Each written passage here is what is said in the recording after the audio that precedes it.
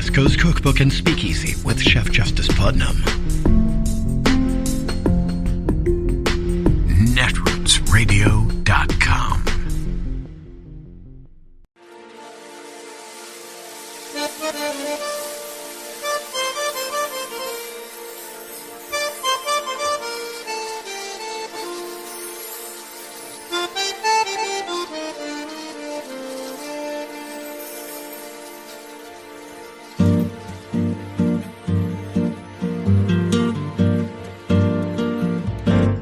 Je voudrais du soleil vert, des dentelles et des théières, des photos de bord de mer, dans mon jardin d'hiver. Je voudrais de la lumière, comme en Nouvelle-Angleterre. Je veux changer d'atmosphère, dans mon jardin d'hiver. Ma fleur sous la pluie de novembre, tes mains qui courent, je n'en peux plus de t'attendre. Les années passent, il est loin, là je tombe. Nul ne peut nous entendre. Je voudrais du Fred Astaire, revoir un latte. Indulge me for a moment in a thought experiment. What if Supreme Court Justice Ketanji Brown Jackson's husband was discovered to have been working with a major Democratic donor on the funding of left-wing political activism for several years?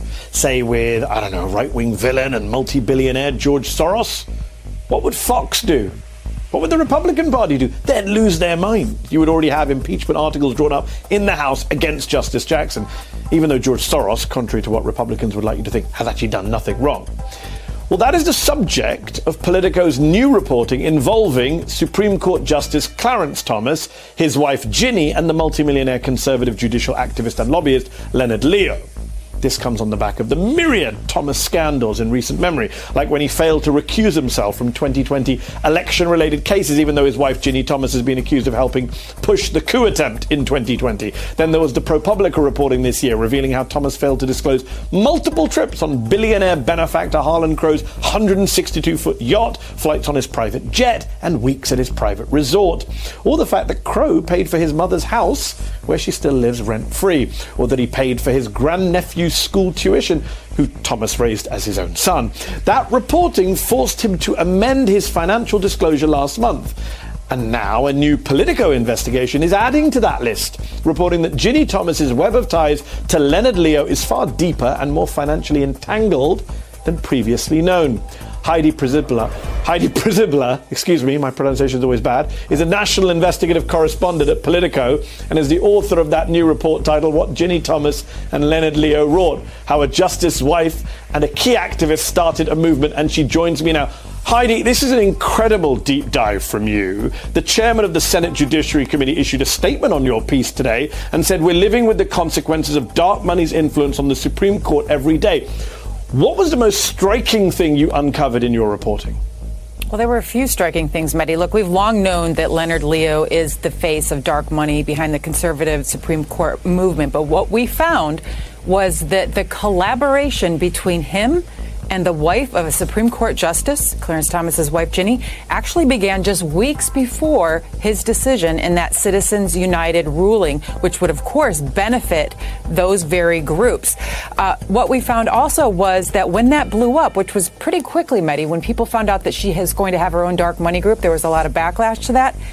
And this is the big reveal in the story, is that there was a plan B. And that plan B was activated almost immediately. They pivoted to another dark money group and started paying her under the table. Part of that was, we know, through Kellyanne Conway.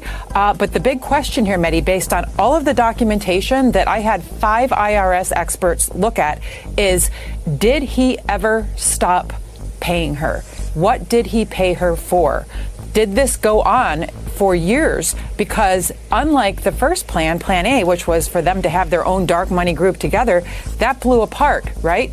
We're not finding out about Plan B which is this under-the-table arrangement where he was paying her via another dark money group and just having it billed with no mention of Ginny, of course, whether that ever ended. And if you look at the arc of all of this, a lot of the people in Thomas's orbit, for instance, former law clerks, were kind of brought into this. It is his former law clerk, Carrie Severino, who for a time became one of the highest paid directors at this group, which is a non-profit group. That's a whole separate can of potential worms there, Mehdi, which I can get into in a minute.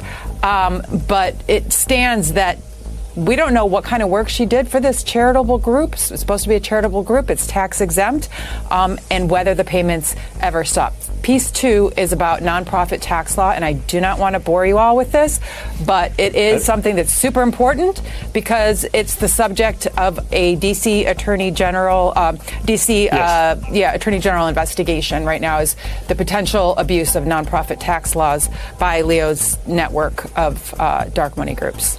I'm sure all these non-profits were totally neutral in accordance with charity law. Of course they were. Heidi, you report that a person familiar with Ginny Thomas's thinking around 2010, before the Citizens United ruling, said, quote, Ginny really wanted to build an organization and be a movement leader. Leonard, Leo, was going to be the conduit of that.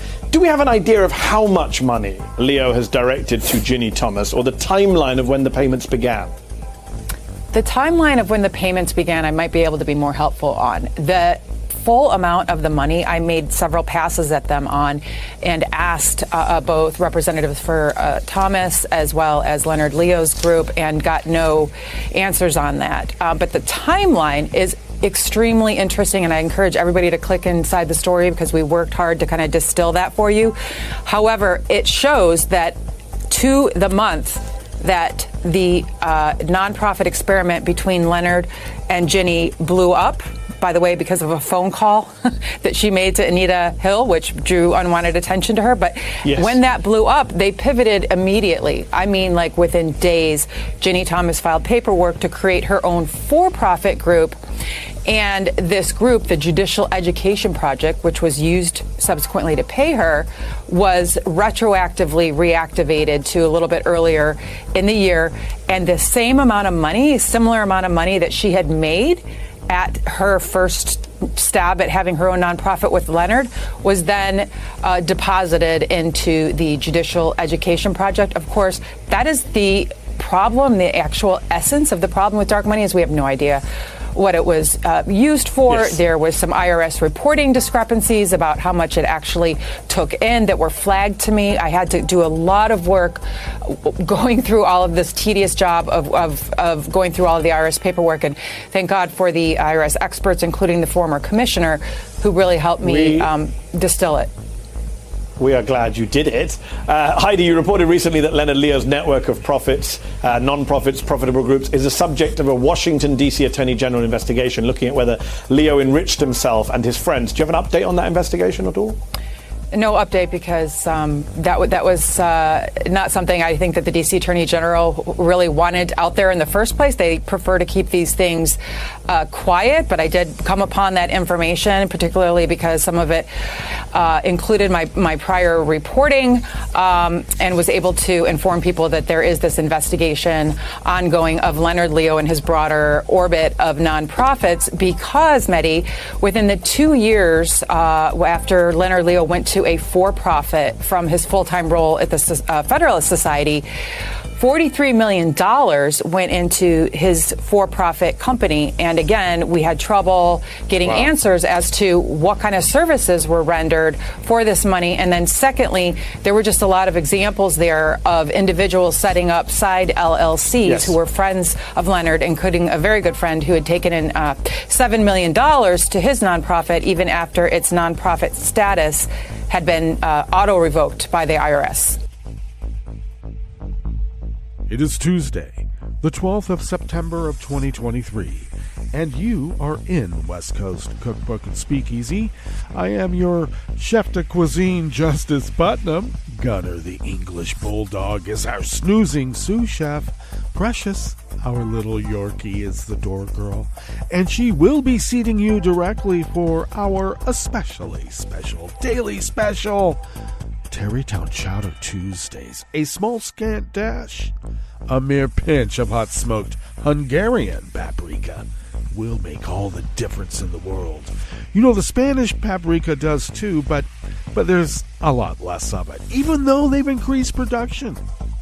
Dramatically, in fact. But there's still lots more of the Hungarian, therefore it is less expensive. Supply and demand. Okay.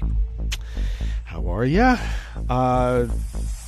Unfortunately, you know, I'm supposed to be in a self-imposed bubble, a news bubble, so that I don't take in new information because, you know, you get kind of diluted, or diluted. Yeah, you do get diluted. You get deluged with all this constant news that you have to, like, cut it off and say, you know, I'm just working with what I got.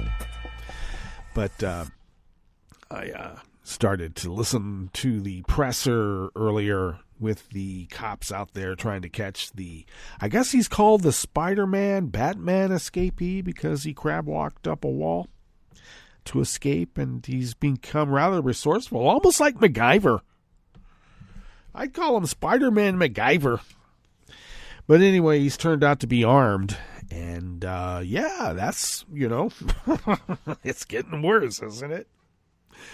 The cops are kind of referred to as Keystone cops, and I guess that's why. But it is a heavily wooded area, and for one person, you know, you can hide out for quite a bit.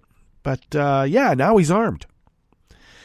So it just puts the lie to why we must be an armed society so we can protect ourselves. And our argument always was, you know, stats show that more people get shot with the gun they think that they are going to use to protect themselves because the crook takes it from them.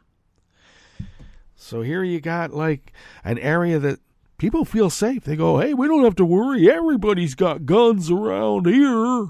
Let them try. And so the crook is thinking, good thing everybody around here has guns I could steal. Otherwise, I'd have to go it unarmed.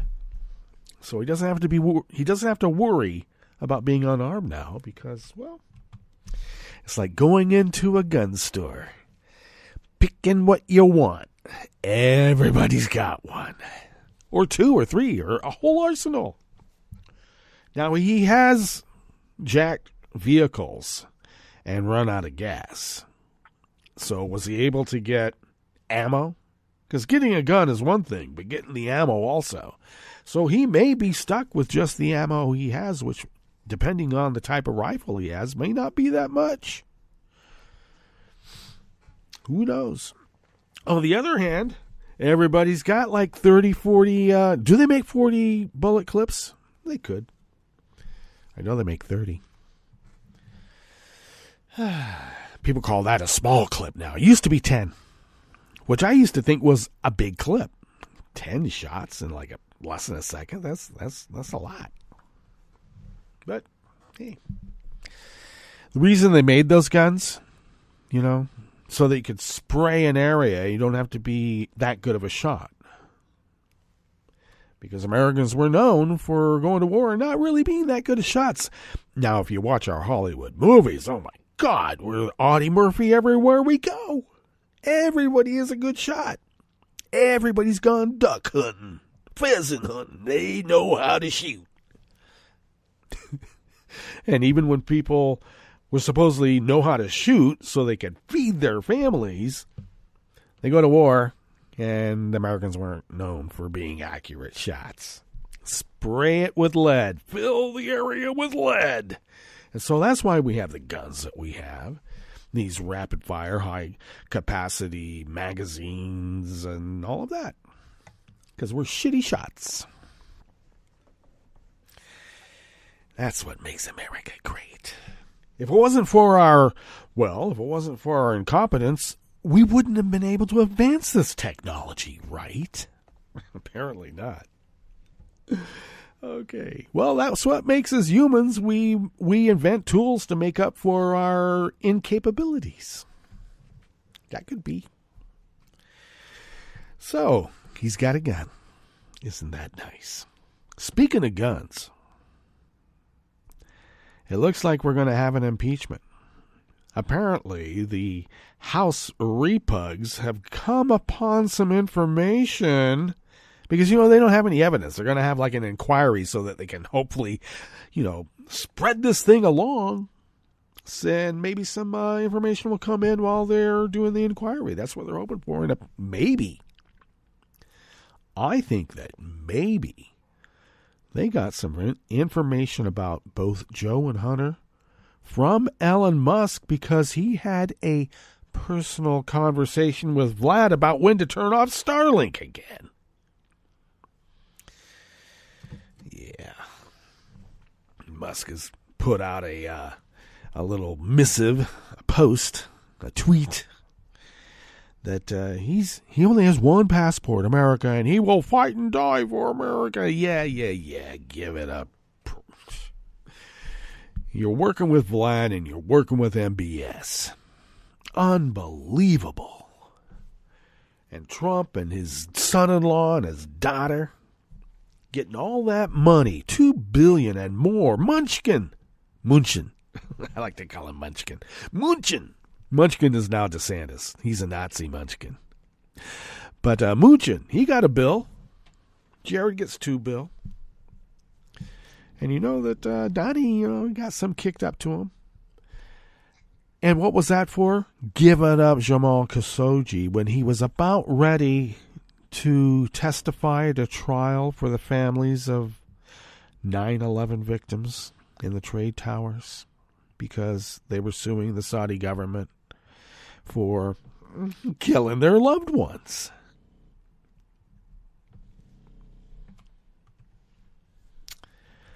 Trump did that, covered that up. And what did Musk do? Gave up Khashoggi, apparently. Did he? Or was that before? Regardless. He's letting hostile foreign powers use his platform to go after people.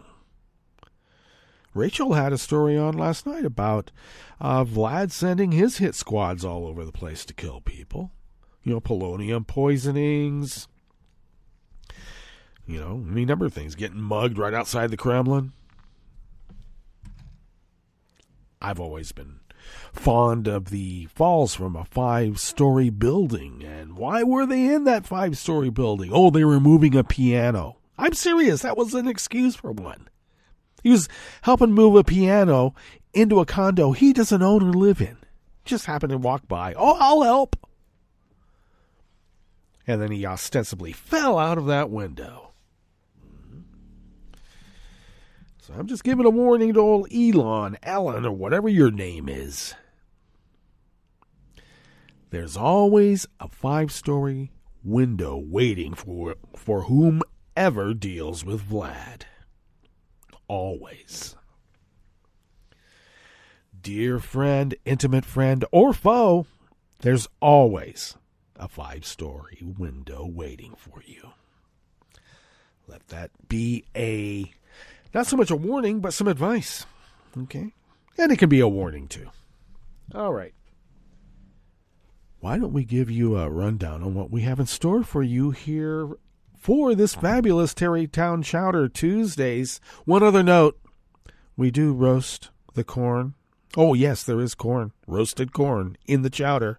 But we roast it after we've let it soak for a copious amount of time in some, lime citrus water. I like lime.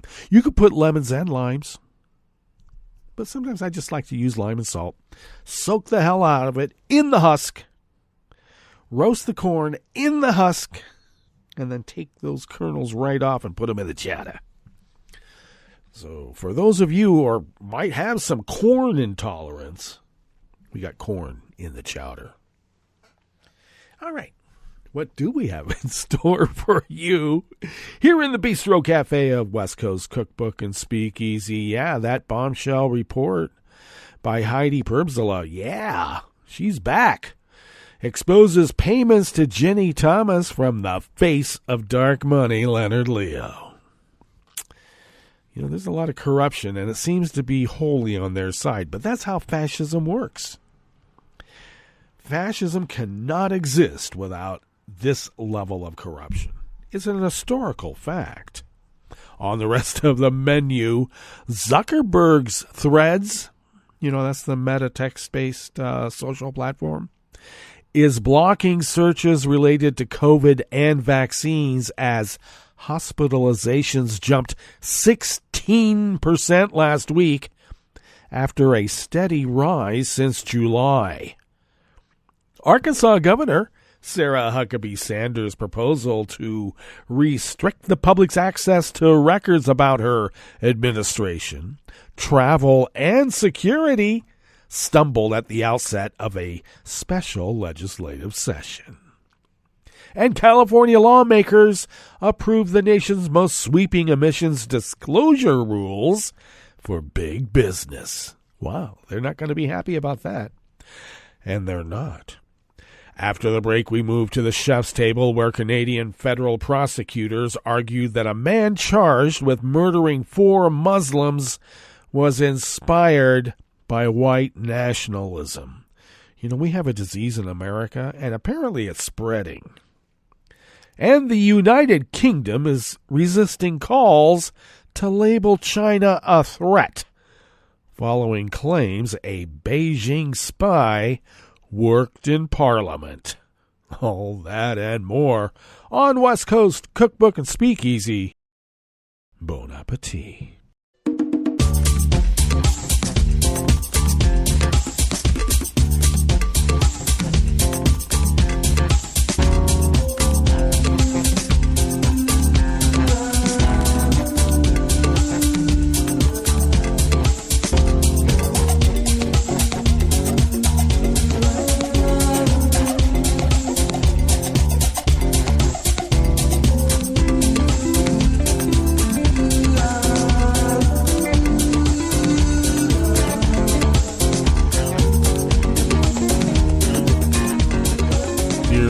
Bottom of our homepage at netrootsradio.com. To the right of the page is the chat room link, monitored by Kelly Lincoln, and we thank Kelly for doing so. Across the page to the left from that chat room link is the link to our Patreon page, and becoming a Patreon, a recurring Patreon of Netroots Radio, helps us pay our bills, and then we can fly under the radar and continue this powerhouse of resistance that has been resisting for over 13 years now. And thank you for your generosity.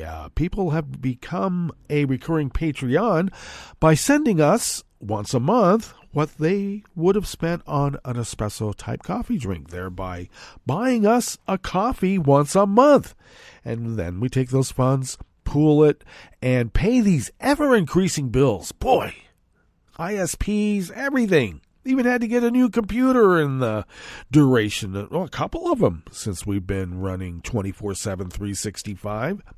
We work them like workhorses, and we thank you for allowing us to do so.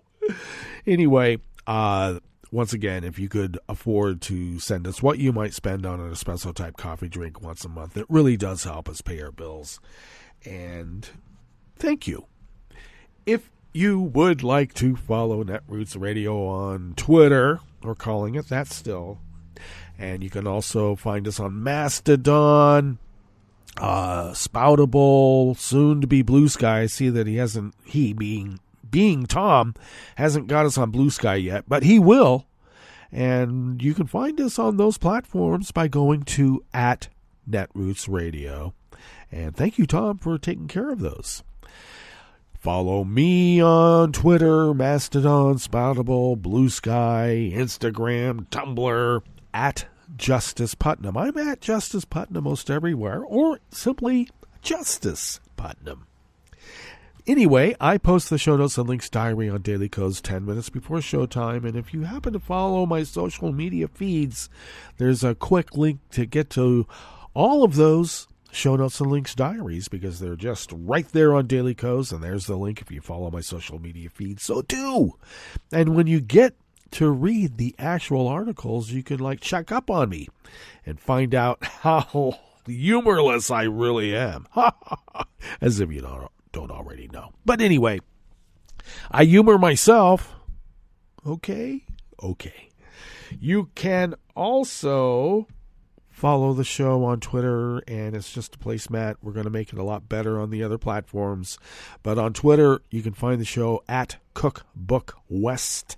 And please do pick up podcasts by way of Spreaker, TuneIn, iHeart, YouTube, iTunes, really wherever podcasts can be found. You just can't find them at Stitcher anymore because of SiriusXM and their, shall I say, devilish ways? Yes, I shall. All right. Have to get a few things off my chest, and I like getting that one off. I'm going to have to keep getting it off my chest. Oh, it just made me so upset. Okay. This first offering here in the Bistro Cafe of West Coast Cookbook and Speakeasy is out of the Washington Post by Taylor Lorenz.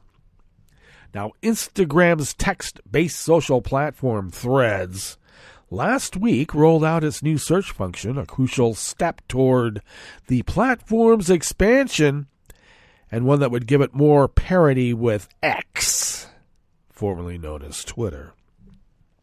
Not even 24 hours later, the company was embroiled in controversy when users went to Threads to search for content related to COVID and long COVID. They were met with a blank screen that showed no search results and a pop-up linking to the website of the CDC. Now, Meta acknowledged in a statement to the Washington Post that Threads is intentionally blocking the search terms and said that other terms are being blocked, but the company declined to provide a list of them. A search by the Post discovered that the word sex, nude, gore, porn, coronavirus, vaccines, and vaccination are also among blocked words. The search functionality temporarily does not provide results for keywords that may show potentially sensitive content, the statement said, adding that the company will add search functionality for terms only once we are confident in the quality of the results. Now, Lucky Tran, a director of science communication at Columbia University, discovered this himself when he attempted to use Threads to seek out research related to COVID, something he says he does every day. I was excited by search on Threads, he said. When I typed in COVID, I came up with no search results. Other public health workers criticized the company's decision and said its timing was especially poor given the current coronavirus uptick. Hospitalizations jumped nearly 16% in the United States last week and have been rising steadily since July, though they remain less than what they were for the comparable week a year ago. Deaths are less than a quarter of what they were year to year, CDC stats show. Now, Julia Doubleday, outreach at the World Health Network, a nonprofit dedicated to fighting the coronavirus, said social media is a lifeline for patients literally. Long COVID patients have died of organ failure, infections, cardiac events, and more, and social media is one place they can share information. Cutting off communication between suffering and disabled patients is cruel in the extreme. It is indefensible, she said. The decision to censor searches about COVID will make it harder for public health experts and people who work in public health to get out important info to the public about how they can protect themselves, Tran said. I think it's a feature, not a bug. In a 2021 survey by the Pew Research Center, about 4 in 10 Americans said social media was an important source of coronavirus vaccine news. Censoring searches for COVID and long COVID will only leave an information gap that will be filled by misinformation from elsewhere, Tran said. The best solution is to take proactive steps to elevate multiple trusted sources and address misinformation.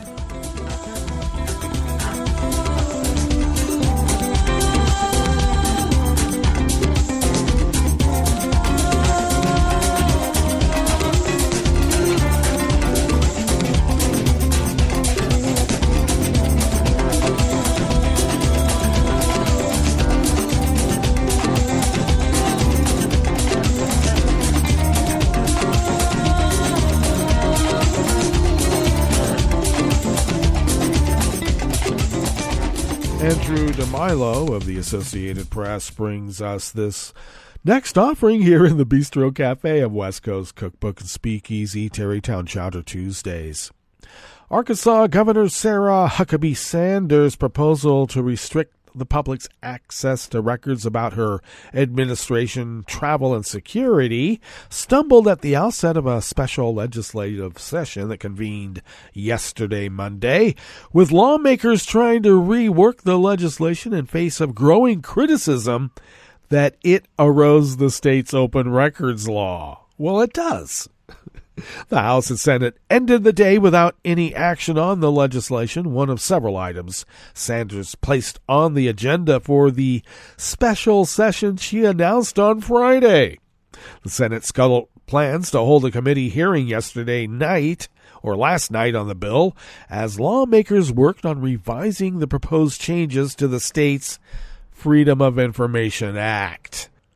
The plan to restrict records has prompted an outcry from press groups, transparency advocates, Democrats, and some conservatives who said it undermines the state's 1967 law that protects the public's access to government records.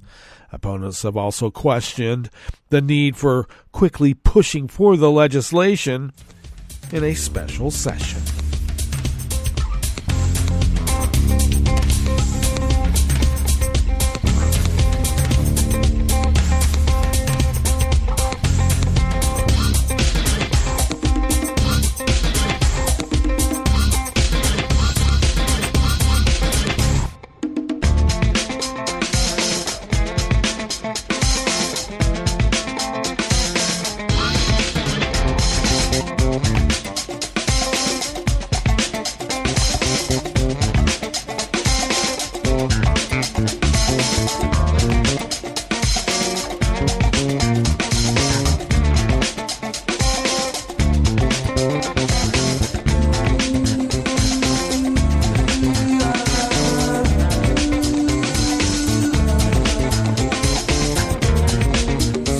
Austin of the Associated Press brings us this final offering here in the Bistro Cafe of West Coast Cookbook and Speakeasy. Major corporations, from oil and gas companies to retail giants, would have to disclose their direct greenhouse gas emissions, as well as those that come from activities like employee business travel, under legislation passed yesterday, Monday, by California lawmakers, the most sweeping mandate of its kind in the nation. The legislation would require thousands of public and private businesses that operate in California and make more than $1 billion annually to report their direct and indirect emissions. The goal is to increase transparency and nudge companies to evaluate how they can cut their emissions.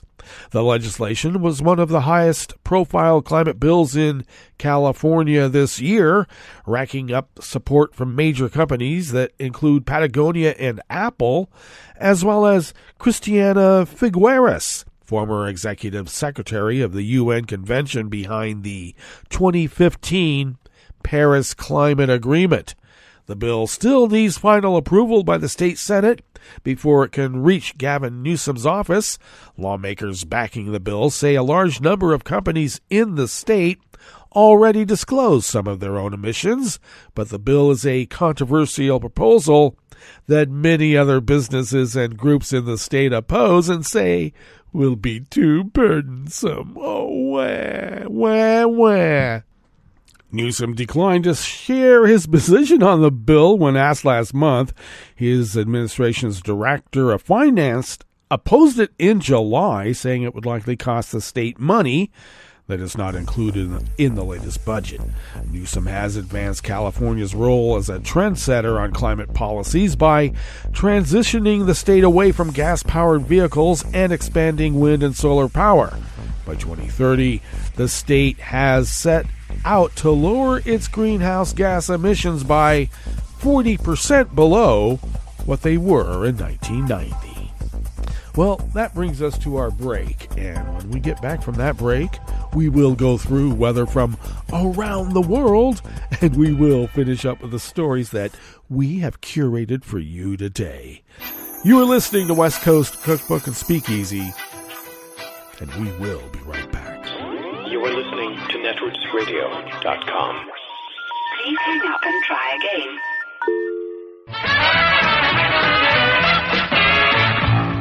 From a point at sea to the circles of your mind, a new force is at work for planetary transformation. New radio for a new Earth.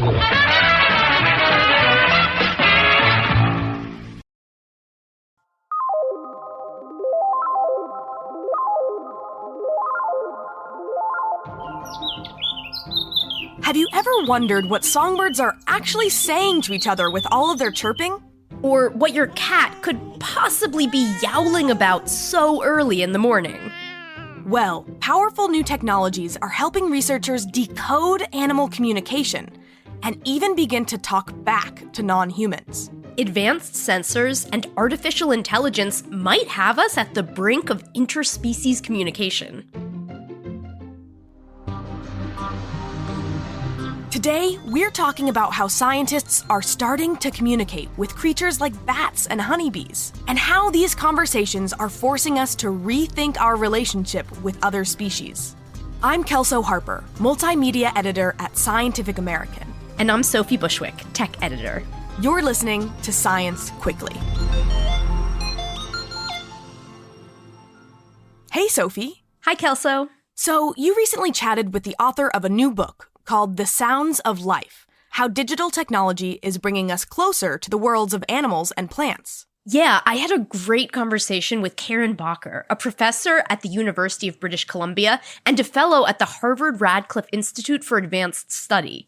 Her book explores how researchers are leveraging new tech to understand animal communication in the burgeoning field of digital bioacoustics. Digital bioacoustics. Huh. So, what does that actually look like? Are we trying to make animals talk like humans using translation collars like in the movie Up? My name is Doug. My master made me this collar so that I may talk. Squirrel! Not quite, but that is similar to how researchers first started trying to communicate with animals in the 70s and 80s, which is to say they attempted to teach the animals human language. But many scientists today have moved away from this human-centric approach, and instead they want to understand animal communication on its own terms. So instead of trying to teach birds to speak English, we're deciphering what they're already saying to each other in birdish or birdese. Right, exactly. This new field of digital bioacoustics uses portable field recorders that are like mini microphones you can put pretty much anywhere. In trees, on mountaintops, even on the backs of whales and birds.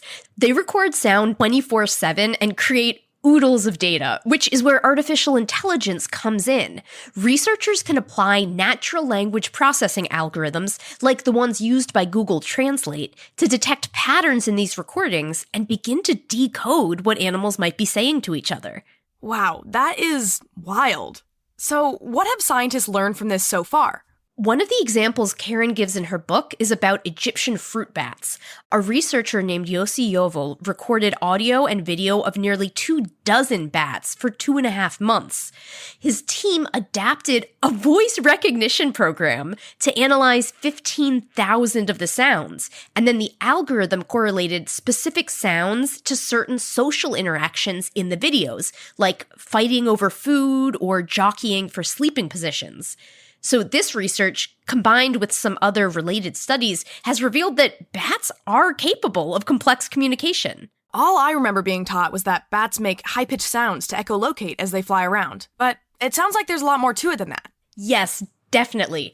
We've learned that bats have what are known as signature calls, which act like individual names. Whoa. And they distinguish between sexes when they communicate with each other. What? They have dialects, they argue over food and sleeping positions, they socially distance when they're ill. Are you serious? Yeah, they're better at it in some ways than we are. So one of the coolest things is that bat mothers use their own version of motherese with their young. So When humans talk to cute little babies, we use motherese. We raise our pitch, like, "Ooh, what a cute little sweet potato." And bats also use a special tone to talk to their young, but they lower their pitch instead. "Ooh, what a cute little sweet potato." This makes the bat babies babble back, and it might help them learn specific quote-unquote words or referential sounds, the same way that motherese helps human babies acquire language. That is bonkers. Or, I don't know, is it?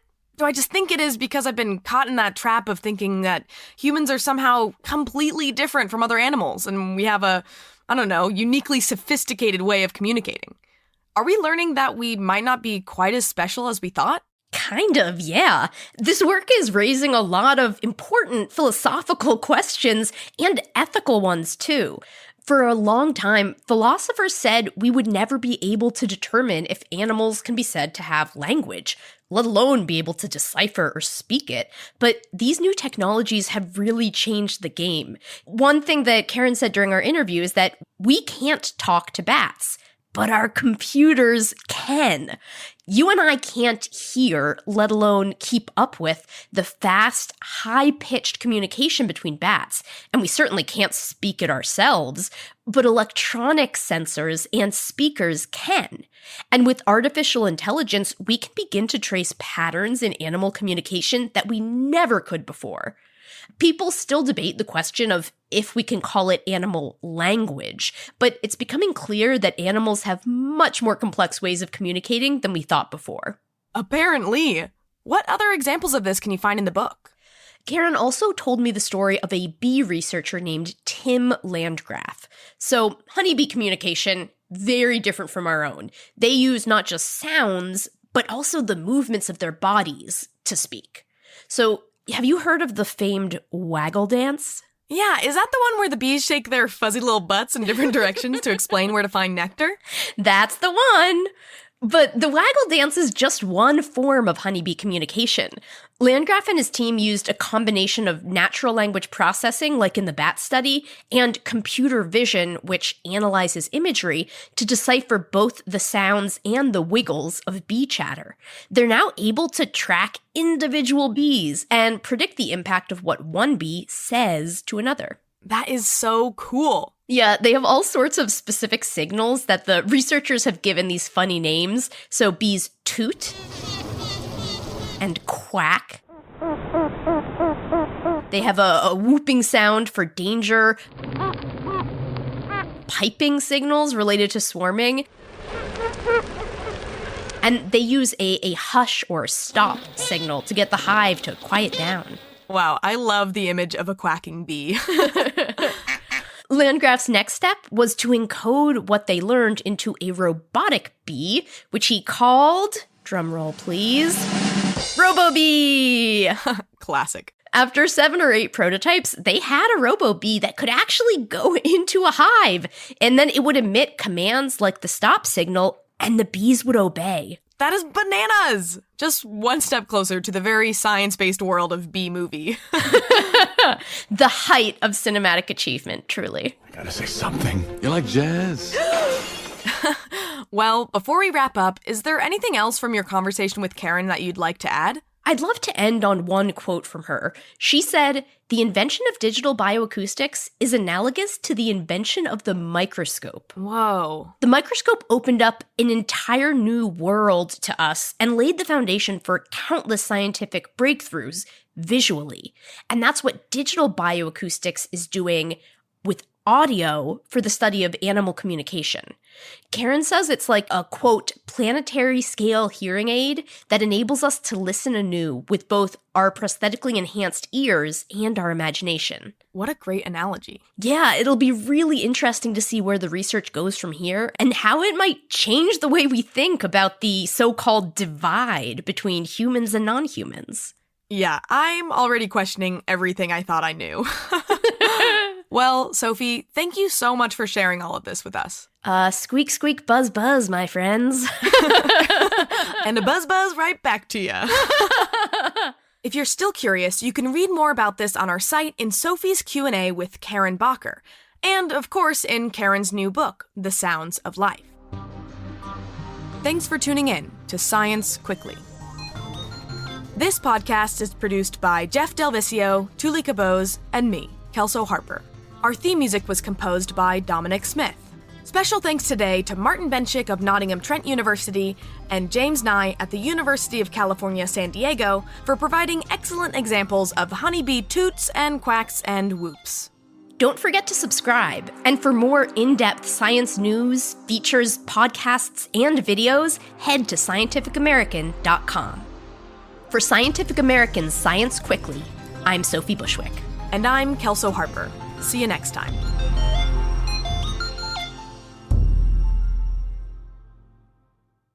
I'm so excited. Also, I will be turning your Boo Boo Bee Boss Sweet Potato into Boo Boo Bee Boss Sweet Potato. Yes, it's all I've ever wanted. Hi, it's Tom. Could we humbly suggest your donation to netrootsradio.com? All we've got to run this 24-hour powerhouse of progressive resistance radio is what comes out of our own wallets. And you are our biggest donor. And it doesn't take much, $3, $5. Just go to the bottom of our netrootsradio.com page and hit our secure donate button. Heck, you can even make a recurring contribution. So donate what you'd like at the bottom of our netrootsradio.com's homepage. Because you are our biggest donor. netrootsradio.com. Together, we are Resistance Radio.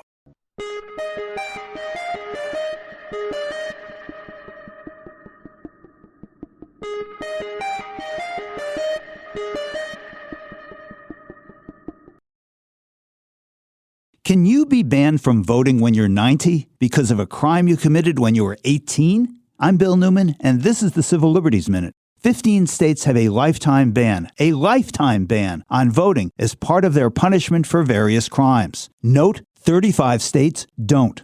Now, consider Mississippi, where the state's constitution, adopted in 1890, specified for the lifetime voting ban crimes which, historians agree, were disproportionately prosecuted against black people. Unfortunately, lawsuits claiming that these lifetime bans violate equal protection have lost. But a challenge to Mississippi's lifetime ban recently won, based on an entirely different legal theory. The Fifth Circuit Court of Appeals 2-1 has ruled that the state's lifetime ban on voting violates the Eighth Amendment prohibition against cruel and unusual punishment. Because, for people who have completed their sentence, this continuous punishment, this lifetime deprivation of the most basic democratic right, serves no legitimate purpose of sentencing. It's irrational, constitutes vengeance, is punishment simply for the sake of punishment, and therefore is cruel. And because only 15 of the 50 states have such bans, down from 31 in 1974, it now also is unusual.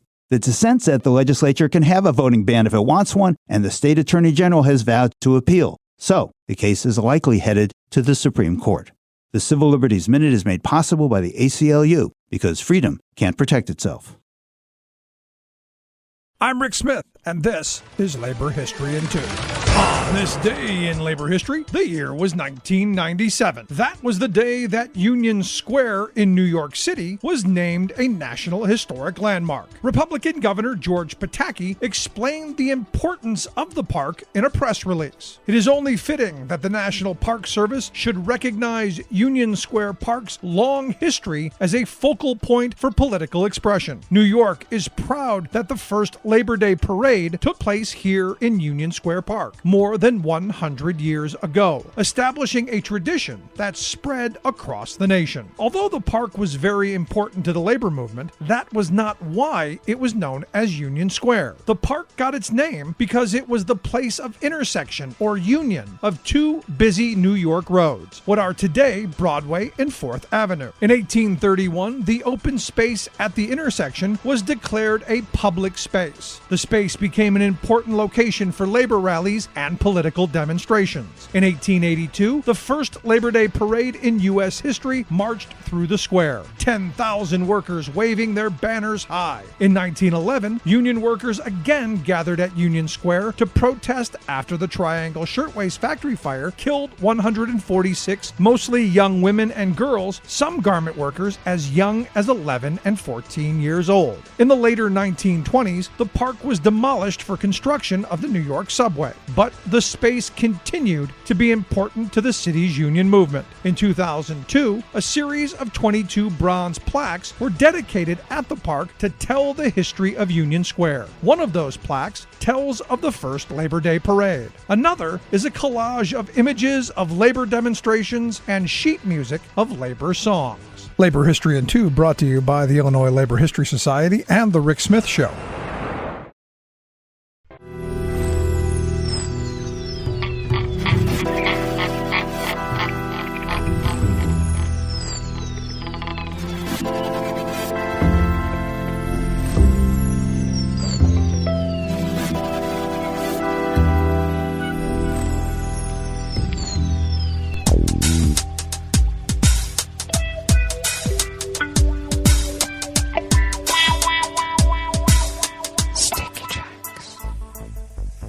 Thank you for accompanying us here to the chef's table at West Coast Cookbook and Speakeasy Tarrytown Chowder Tuesdays. We always begin, whether from around the world along the banks of the Rogue River, in the Rogue River Valley of Southern Oregon on the west coast of the continental United States of America, where it is currently 54 degrees Fahrenheit, expecting highs in the mid to upper 80s. Cloudy early, becoming mostly sunny in the afternoon. Winds out of the northwest at 5 to 10 miles per hour. Clear skies overnight with lows in the mid 50s. Winds out of the northwest at 5 to 10 miles per hour. And then mainly sunny skies tomorrow with highs around 90. Winds out of the north-northwest at 5 to 10 miles per hour. Then it looks like we're going to be getting a little bit hotter on Thursday, Friday, maybe 10 degrees hotter. We'll see how that pans out. Ragweed pollen is rated moderate as the predominant pollen attacking those of us who are, well, attacked by pollen here in our little town of Rogue River. The air quality index for the region is in the moderate range at 53 parts per million, and that daytime UV index is high at level 6, so take care. Barometric pressure is falling at 30.09 inches. Visibility is at 8 miles, and relative humidity is at 94%. Weather from around the world is brought to you by a crowd of crowdsourced weather stations that a crowd crowdsources from around the world, and that is the Weather Underground. London is 72 degrees and mostly cloudy. Paris is 68 with rain with an advisory for flooding. Rome is 85 and sunny. Kabul is 72 and clear. Kiev is 78 degrees and sunny. Hong Kong is 80 degrees and mostly cloudy. Tokyo is 78 and clear. Melbourne, Victoria, Australia is 53 degrees and clear. San Francisco, California is 58 and partly cloudy. Chicago, Illinois is 62 degrees and cloudy. And New York, New York is 75 degrees Fahrenheit and partly cloudy. And that is weather from around the world, brought to you by a crowd of crowdsourced weather stations that a crowd crowdsources from around the world.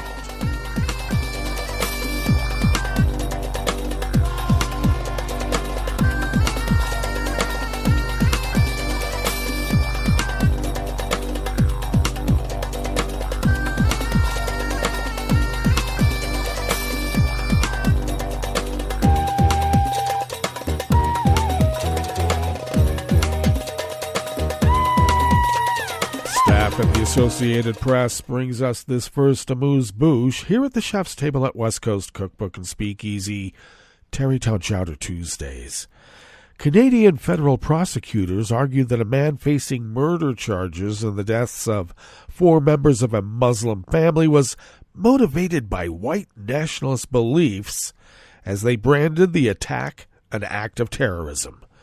Nathaniel Veltman, age 22, is accused of deliberately hitting 5 members of the Afzal family with his truck while they were out for a walk in London, Ontario, on the evening of June 6th of 2021.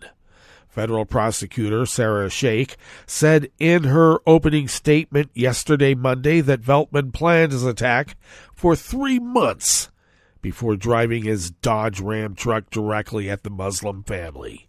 She said Veltman drove his truck, which he bought just over 2 weeks before the attack, pedal to the metal, kicking up a cloud of dust as the vehicle surged over the sidewalk's curb, striking the victims. Sheikh said Veltman told detectives after he was arrested that his intentions were political, that he left his home on the day of the attack looking for Muslims to kill, and that he used a truck to send a message to others that vehicles can be used to attack Muslims. Wherever did he get that idea? Veltman has pleaded not guilty to 4 counts of first-degree murder and 1 count of attempted murder. He is also facing terrorism charges. Salman Afzal, age 46, his 44-year-old wife, Madia Salman, their 15-year-old daughter, Yumna, and their 74-year-old grandmother, Talat Asval, were killed in the London attack. The couple's 9-year-old son was seriously injured but survived. Veltman, who wore an oversized wrinkled black suit and white shirt, sat quietly in court as proceedings began, but his hand was shaking when he tried to pour water into a paper cup on his desk.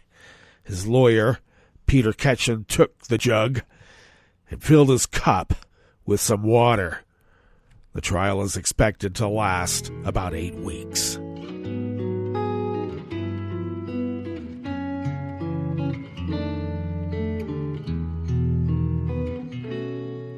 Je te donne ce mon amour pour la vie entière.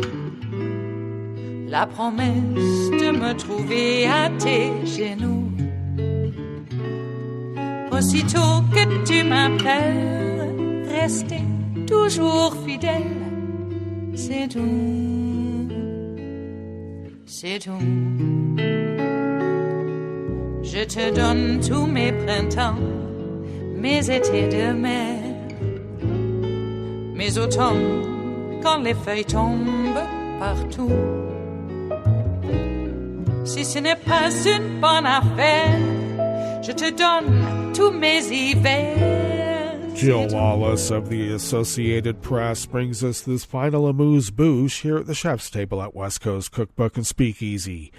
The British government resisted calls to label China a threat to the UK, following the revelation that a researcher in Parliament was arrested earlier this year on suspicion of spying for Beijing. China branded the allegation of espionage a malicious smear. The arrest has upset British government efforts to ease tensions with Beijing that have soared in recent years over accusations of economic subterfuge, human rights abuses, and Beijing's crackdown on civil liberties in the former British colony of Hong Kong.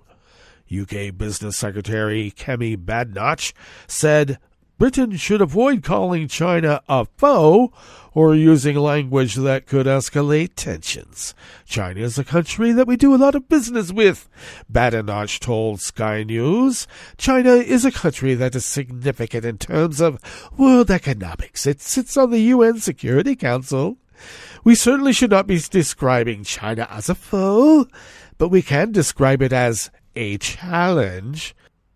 Britain's governing Conservatives are divided on how tough a line to take and on how much access Chinese firms should have to the UK economy. Under Britain's new National Security Act, if China were officially labeled a threat, anyone working at the direction of Beijing or for a state-linked firm would have to register and disclose their activities or risk going to jail.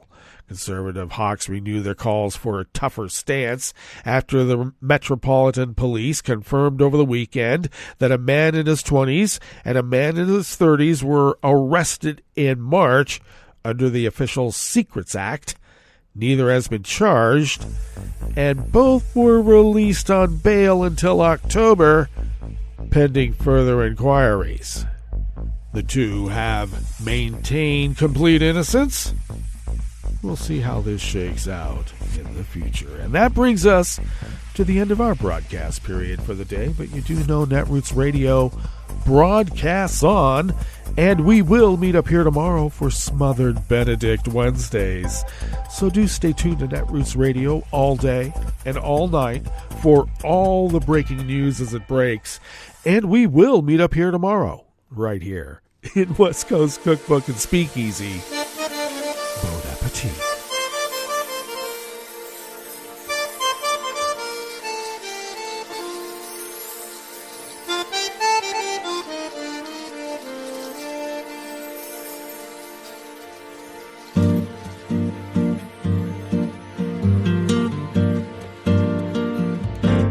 Je voudrais du soleil vert, des dentelles et des théières, des photos de bord de mer, dans mon jardin d'hiver.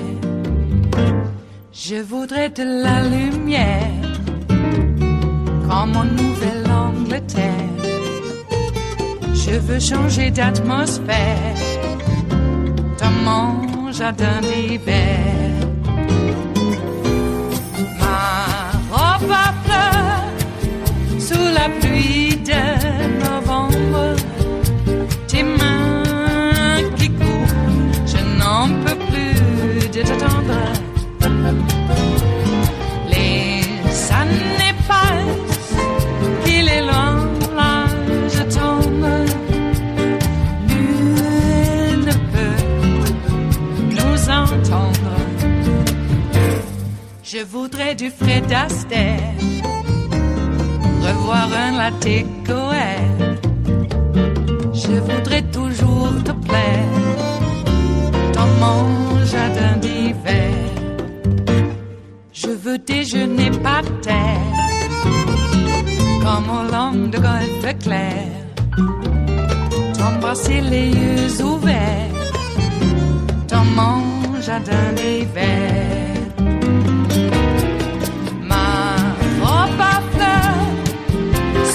Pluie de novembre, tes mains qui courent, je n'en peux plus de t'attendre. Les années passent, il est loin, là je tombe. Nul ne peut nous entendre. Ba-da-da-dum-di-da-dum. Ba-da-da-dum-di-da-dum. Ba-da-da-dum-di-da-dum. Dans mon jardin d'hiver. Ba-da-da-dum-di-da-dum.